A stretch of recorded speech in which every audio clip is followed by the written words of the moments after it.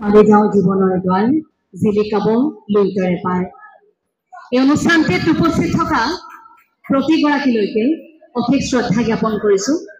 তামোলপুৰ মহাবিদ্যালয়ক নিৰ্বাচন কৰি এই মহাবিদ্যালয়ত পঢ়িম বুলি অহা প্ৰতিগৰাকী নৱাগত ছাত্ৰ ছাত্ৰীলৈ অফুৰন্ত শুভকামনা জ্ঞাপন কৰিছোঁ। আপোনালোকক ধন্যবাদ যে আপোনালোকে তামোলপুৰ মহাবিদ্যালয়তে পঢ়িম বুলি এটা সিদ্ধান্ত লৈ এই আনুষ্ঠানিক শিক্ষাৰ আপোনালোকে জখলা বগাবলৈ আৰম্ভ কৰিছে। গতিকে প্ৰথমেই অনুষ্ঠানটিৰ আজিৰ মধ্যমণি নৱাগতসকলক মই এঞ্জেলা চাংমাইৰ তৰফৰ পৰা অফুৰন্ত শুভকামনা জ্ঞাপন কৰিছোঁ। আপোনালোকৰ এক নতুন যাত্ৰা ইয়াৰ পৰা আৰম্ভ হ'ব। এই অনুষ্ঠানটিত উপস্থিত থকা তামোলপুৰ মহাবিদ্যালয়ৰ সন্মানীয় অধ্যক্ষ মহোদয় প্ৰমুখ্যে উপস্থিত থকা সন্মানীয় যিসকল বৰেণ্য ব্যক্তি প্ৰতিগৰাকীলৈকে অন্তৰৰ পৰা অশেষ শ্ৰদ্ধা জ্ঞাপন কৰিছোঁ। মই ধন্যবাদ জনাইছোঁ এইখিনি সুযোগ সুবিধা প্ৰদান কৰাৰ বাবে আপোনালোকলৈ। প্ৰতিগৰাকীয়ে তামোলপুৰ মহাবিদ্যালয়ৰ শিক্ষাগুৰু আৰু তামোলপুৰ মহাবিদ্যালয়ৰ পৰিয়ালৰ প্ৰতিগৰাকী কৰ্মচাৰীলৈকে মই শ্ৰদ্ধা জ্ঞাপন কৰিছোঁ। শিক্ষক, শিক্ষাৰ্থী, অভিভাৱক তিনিটা খুঁটা, এই তিনিটা খুঁটাই সেই ভেটিটো মজবুত কৰি ৰাখে যি আমাৰ জীৱনৰ আনুষ্ঠানিক শিক্ষা আমি জখলা পাৰ হওঁ। আমাৰ জীৱনৰ আনুষ্ঠানিক শিক্ষাৰ আৰম্ভ হয় সেই 4 বছৰ বয়সতে যেতিয়া আপোনাৰ পিতৃ মাতৃয়ে আপোনাক প্ৰাথমিক স্কুলখনত থৈ গৈছিল। সেইদিনা আপুনি গম পোৱা নাছিল যে আপুনি কি পঢ়িব লাগে, আপুনি কি কৰিব লাগে। হাতত দি দিয়া কিতাপখন আমি ফুটা নুফুটা মাতেৰে পঢ়াৰ পৰা আজি অকলশৰে শ্ৰেণীকোঠাত কিবা এটা বুজিবৰ বাবে পঢ়ি থকালৈ। সৰুতে যেতিয়া আপোনাক কোনোবাই সুধিছিল যে আপুনি কি হ'ব বিচাৰে, সেইদিনা তপৰাই আপুনি দিয়া উত্তৰটোৰ পৰা আজি যেতিয়া আপোনাক কোনোবাই সোধে কি হ'ব বিচাৰে, ভাবুক হৈ পৰা সময়খিনিলৈকে এক দীঘলীয়া যাত্ৰা। সেই যে কণমানি সময়খিনিত মা দেউতাই আপোনাক প্ৰাথমিক স্কুলখনৰ ভিতৰত ভৰাই থৈ গৈছিল, আপুনি গোটেই দিনটো কান্দিছিল মা দেউতাৰ পৰা আঁতৰি থাকি। এতিয়া পঢ়িব লাগিব। এই যে ঘৰৰ পৰিৱেশটো আঁতৰি আনুষ্ঠানিক শিক্ষা আৰম্ভণি কৰা সময়খিনিত জটিল বুলি ভাবি আমি কান্দিবলৈ আৰম্ভ কৰিছিলোঁ সৰুতে।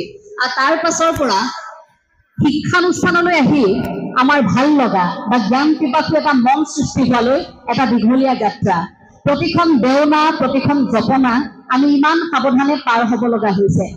এই যে অধ্যক্ষ মহোদয়গৰাকীয়ে আৰম্ভণিতে আপোনালোকক ক'লে যে এতিয়া উপস্থিতিৰ সংখ্যা থাকিব লাগিব ৭৫%। পৰীক্ষাৰ ঘোষণা কৰাৰ লগে লগে, উপস্থিতিৰ কথা কোৱাৰ লগে লগে আমাৰ ছাত্ৰ ছাত্ৰীসকলৰ মনত অকণমান ভয় এটা আৰম্ভ হৈ যায়। এতিয়া যদি তেওঁ ঘোষণা কৰি দিয়ে যে পৰীক্ষা হ'ব, তেন্তে আপোনালোকৰ মনবোৰ আপুনি সেমেকি যাব। আপোনালোকে ভাবিব যে আজিতো নৱাগত আদৰণি সভা, খুব সুন্দৰকৈ এতিয়া কালচাৰেল অনুষ্ঠান হ'ব, আমি অকণমান নাচ গানৰ আমেজ ল'ম বুলিহে আহিছিলোঁ। ছাৰেনো আকৌ পৰীক্ষাৰ কথা কৈ দিব লাগেনে? যদি কিবা কাৰণত ছাৰে ঘোষণা কৰি দিয়ে যে কাইলৈৰ পৰা পৰীক্ষা বা পৰহিৰ পৰা পৰীক্ষা, আপোনালোকৰ মনটো বেয়া লাগিবনে? অকণমান হ'লেও বেয়া লাগিব।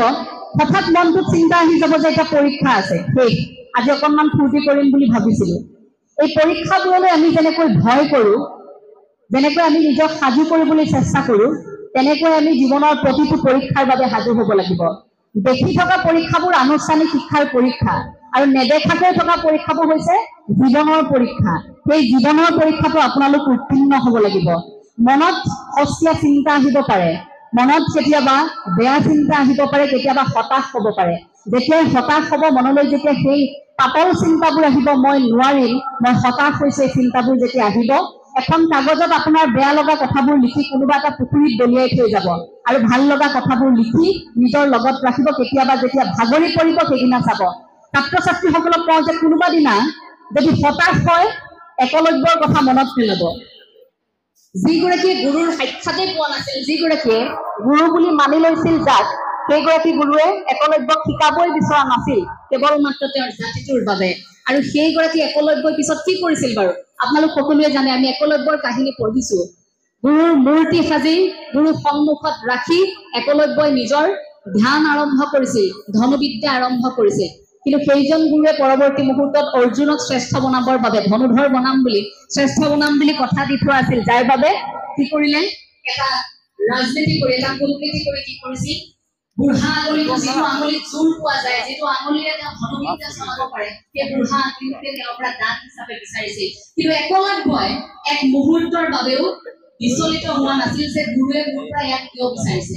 কোনো কথা নভবাকৈ মুহূৰ্তৰ ভিতৰতে নিজৰ আঙুলিটো দান কৰি দিছে গুৰুৰ বাবে সেয়া সম্পৰ্ক আছিল সেইবাবে একলব্যৰ চৰিত্ৰটো আজীৱন বুকুত কঢ়িয়াই ফুৰোঁ কাৰণ একলব্যৰ চৰিত্ৰটোৰ পৰা আমাৰ সেইখিনি শিকিবলগীয়া আছে আমাৰ শিকিবলগীয়া আছে জগতগুৰু শ্ৰীমন্ত শংকৰদেৱ গুৰুজন আৰু মহাপুৰুষ শ্ৰী শ্ৰী মাধৱদেৱৰ সেই গুৰু শিষ্যৰ সম্পৰ্কৰ কথা শিকিব লগা আছে ভীমৰাও আম্বেদকাৰৰ পৰা কাৰণ যিগৰাকী ভীমৰাওৱে তেওঁৰ গুৰুৰ নাম আছিল আম্বেদকাৰ তেওঁ নিজ জাতি হোৱাৰ বাবে তেওঁ উপলব্ধ কৰিছিল সকলোৱে আৰু সেইগৰাকী আম্বেদকাৰে কি কৰিছিল টিফিন পৰ্যন্ত ভগাই খাইছিল তাৰ পাছত ভীমৰাও যেতিয়া পঢ়ি শুনি শিক্ষিত হৈ ওলাই আহিল গুৰু দক্ষিণা হিচাপে নিজৰ নামটোৰ পাছত আম্বেদকাৰ নামটো লগাই ল'লে তাৰ পাছতহে আমি সেই নামটো পালো যে ভীমৰাও আম্বেদকাৰ